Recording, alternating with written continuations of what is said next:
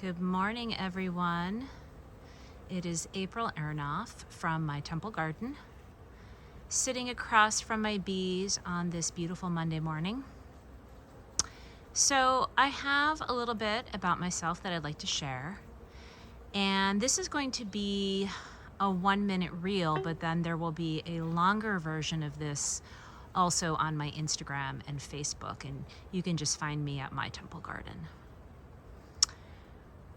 So I'm sitting across from my bees, and I am in the process of saying goodbye to them.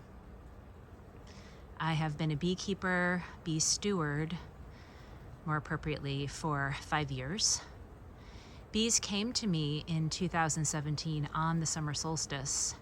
They actually moved into my holy wall, which is over there. You can't really see it. And they lived in that wall for about a year. And then during that year, I got a hive that I could tend. And then the bees in the wall passed. But they have initiated me into their medicine, shown me so much magic and fifth dimensional wisdom.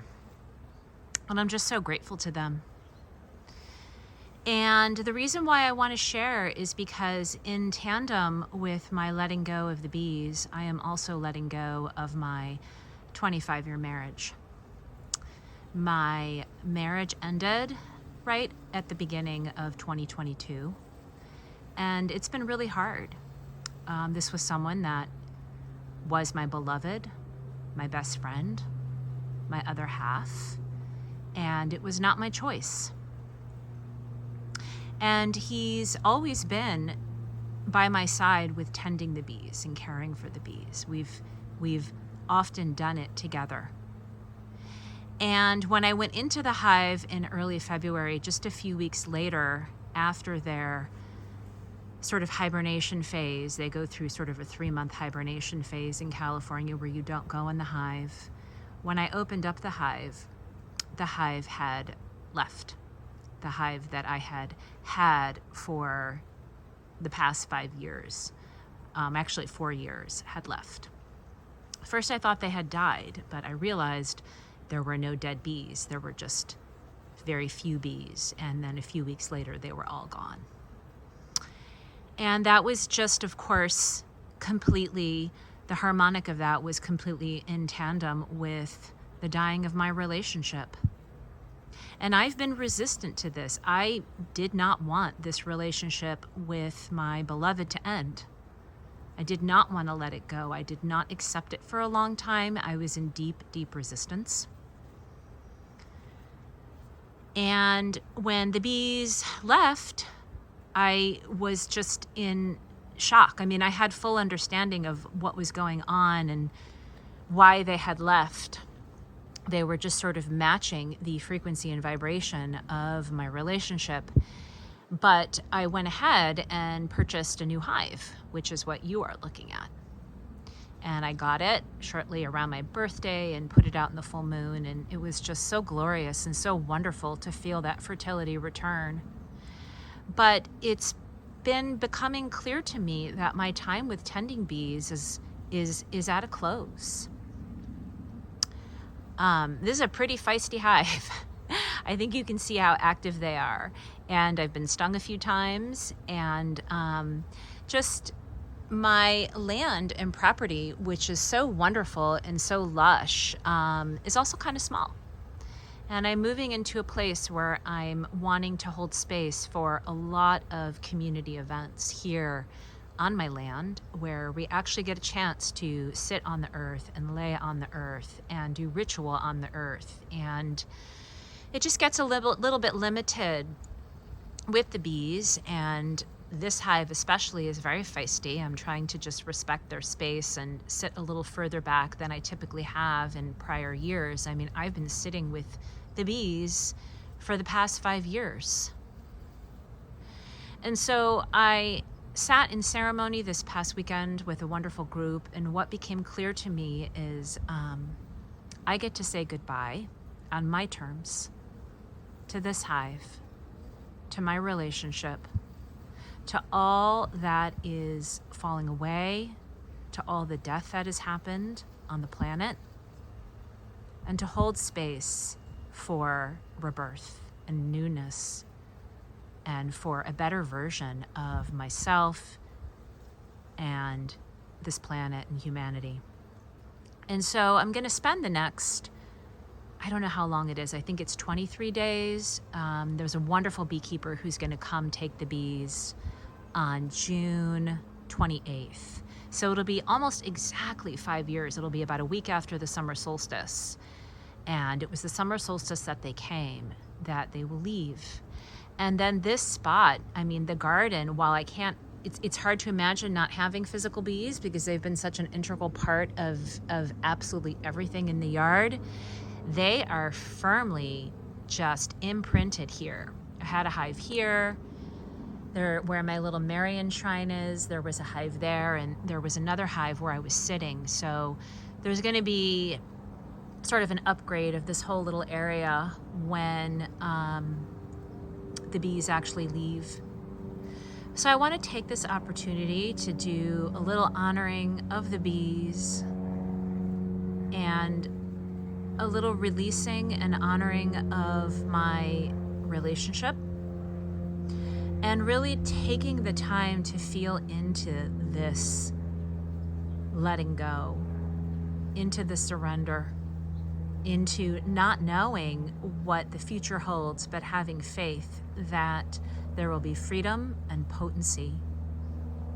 I have felt so deeply the wound around being alone, fear of being alone, of dying alone, of being unloved, and it's become clear to me that this is not just my wound.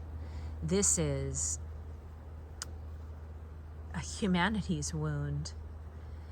And so I am becoming more and more involved in revillaging and belonging and kinship and kindred spirits. And in order to hold space for that, you got to go right into the wound, because it's fear.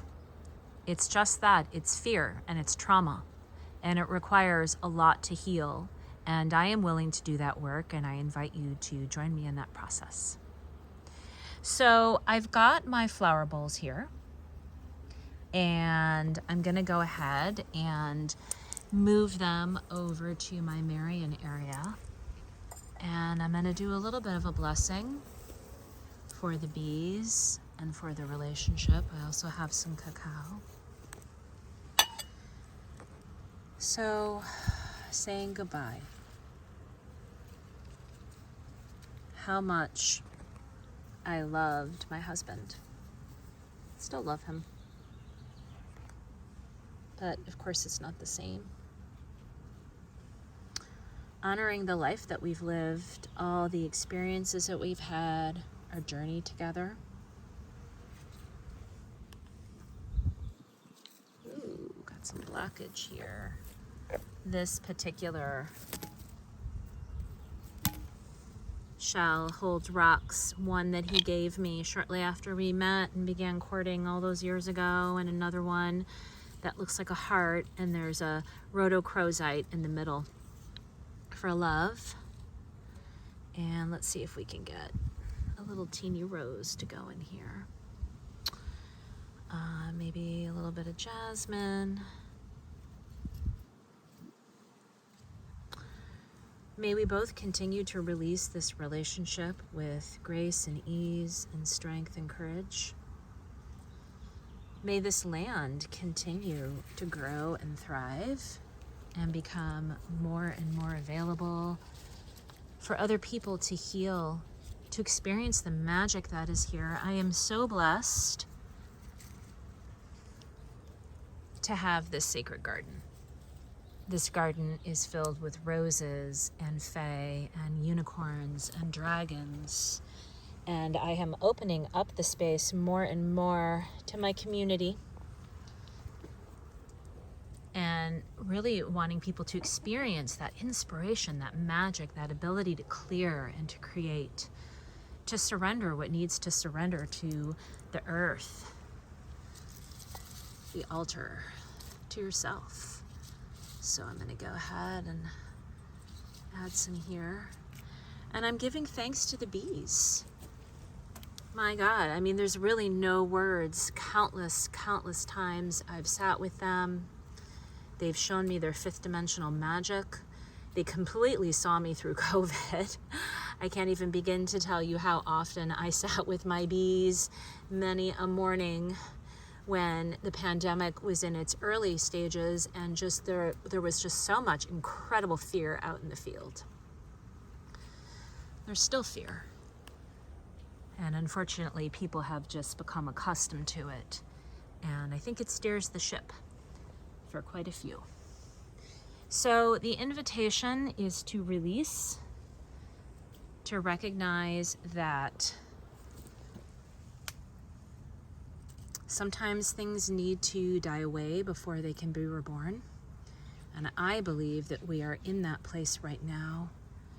And I am going to continue to hold the love and the light for a better version of humanity, a better version of ourselves, a space where our children can be healthy and safe and thrive and grow. Let's add a little bit more here.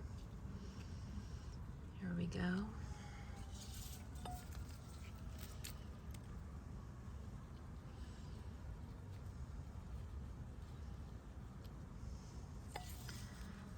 Here we are.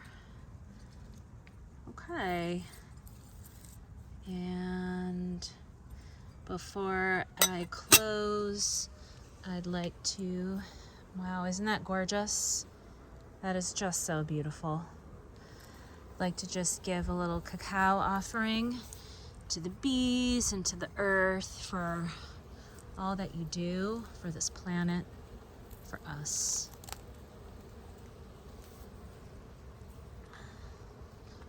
Thank you, Pachamama. Thank you, Holy Bee. Thank you, flowers and roses and ritual.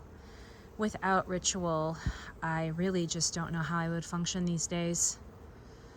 So, from my heart to yours, I hope you have a beautiful day. I know this is kind of long, and just because it's the first one, but I'm going to try to make a few of these between now and June 28th. I hope you have a beautiful, beautiful day. Take care.